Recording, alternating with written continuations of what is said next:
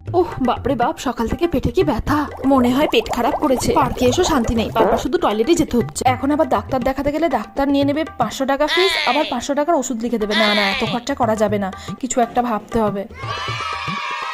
আরে ডক্টর অস্মিত চন্দ্র পার্কে বসে বসে হাওয়া খাচ্ছে, এই সুযোগে দুটো মেডিসিনের নাম লিখিয়ে নি, তারপর বাড়ি থেকে গিয়ে কিনে নেবো। হ্যালো ডাক্তারবাবু, কেমন আছেন? ভালো আছি, আপনি কেমন আছেন? আমি ভালো নেই, আমার পেটে ভীষণ ব্যথা, সকাল থেকে শুধু পাতলা পটিই হচ্ছে। ঠিক আছে, সন্ধ্যেবেলায় চেম্বারে চলে যাবেন, মেডিসিন লিখে দেবো। আসলে সন্ধ্যাবেলা আমার একটু কাজ আছে, তাই চেম্বারে যেতে পারবো না, এখন যদি লিখে দিতেন ভালো হতো। বুঝেছি, আমাকে বোকা বানিয়ে ফ্রিতে মেডিসিন লিখিয়ে দিয়া দেন না, দেখাচ্ছি মজা। এই নিন ডাক্তারবাবু কাগজ, এতে লিখে দিন। ফ্রিতে লিখে দিচ্ছে। এই নিন। ডক্টরকে উল্লু বানিয়ে মেডিসিন লিখিয়ে নিলাম, হা হা হা। আমি ভাবলাম আমি ডক্টরকে উল্লু বানালাম, কিন্তু ডক্টর তো আমাকেই উল্লু বানিয়ে দিল, হা হা হা।